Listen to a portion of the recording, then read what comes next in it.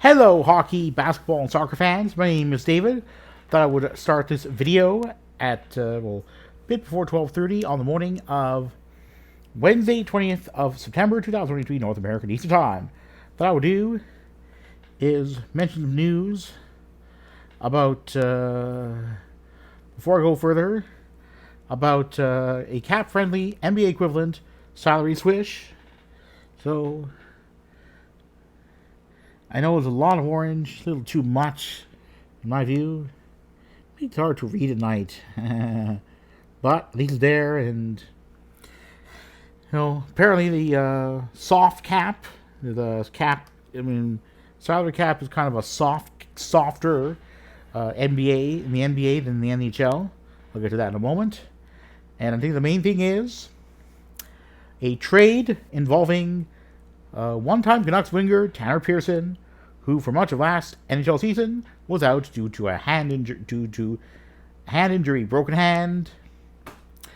And hours ago, Canucks GM Alvin and his Habs counterpart agreed that Pearson and a 2025 third-round draft pick should be sent over to the Habs in exchange for one-time Penguins goalie Casey Smith. So, in my view, I think it was a win for the Canucks, tentatively at least. I mean, a lot of wingers, but make no mistake. It was the Canucks needed to get cap compliant, and they got something worth it. Yes, they had traded away a pick. I mean, not a first rounder.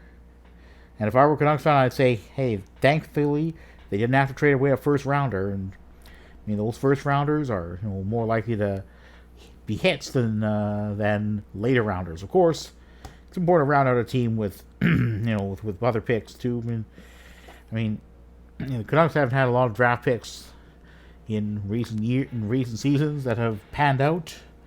So what I would do is no reference made by Canuck Clay, aka Clay Emu, about an upcoming live stream, and it is this.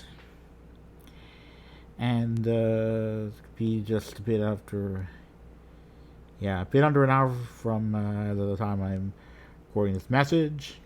So, it'll be very interesting if I'm up that late.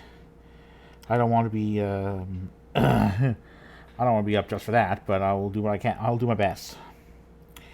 So now I'm going to do is go to where does that leave the various Canadian NHL teams. Oh, he adds over here. I'm try to get that in there. So I'm gonna go to see the various Canadian teams. So there's a lot of red ink because teams that are exceeding the salary cap. So probably a number of them are cap compliant. I'll get into more of that later, but yeah, that's sort of there. All right. I know it may be hard to read in the night, but what I would do is I'm just going to go and so I'm going to go to which Canadian teams are as of this morning Eastern time are cap compliant and which aren't. So I'm going to go to going from the bottom. We have Winnipeg Jets with slightly under $1.78 million of cap space. So that's the closest to the actual bottom. To having the most amount of cap space. Well, the most amount of cap space among Canadian teams that are underneath the cap. And just in second, the Ottawa Senators. Oh boy, they. So now to get into those teams that are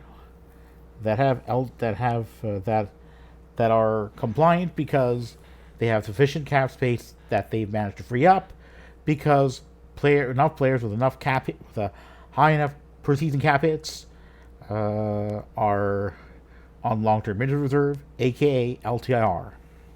So we'll go to the. We're going to start off with the Habs because that's the most obvious one. So we have The Habs, with the trade to Pearson, having just over $4.3 million US cap space. Well, technically they are well over the cap, $6.18 million US over the cap. If they didn't have cap space freed up by LTR, I'm going to go to the Canucks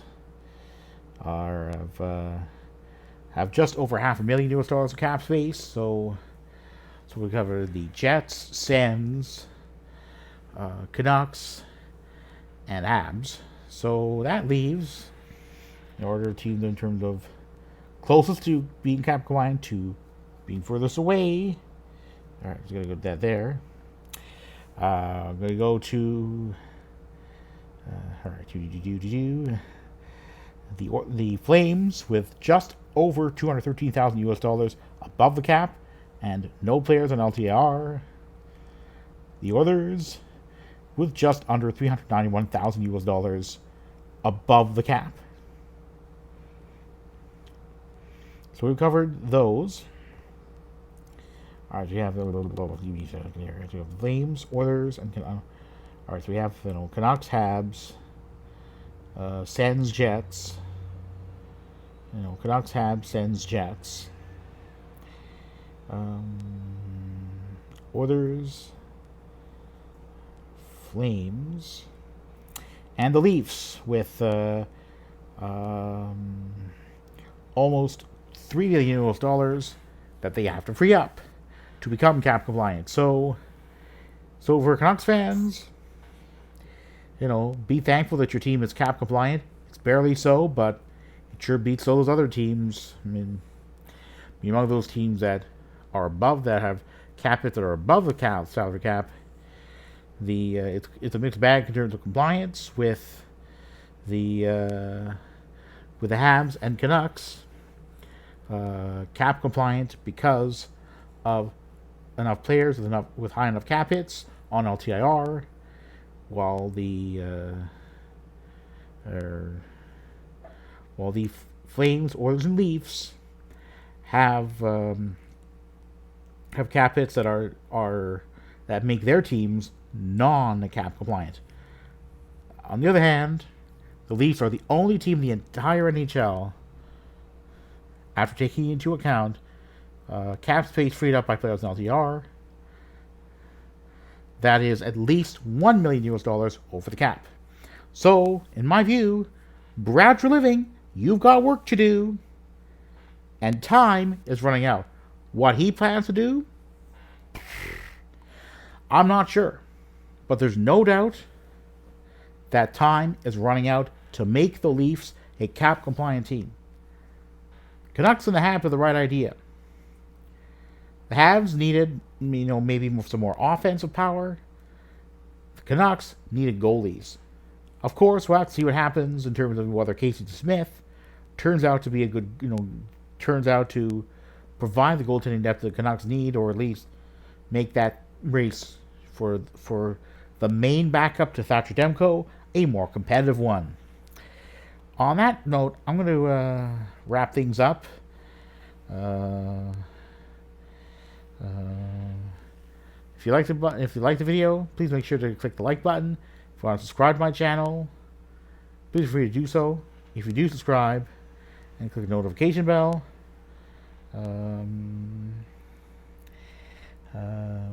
you'll be notified in a more timely way of videos that I put up. I try to put up videos at least every other week. On that note, I'm going to say, go Leafs go Raptors go Toronto FC go, and go Canada go.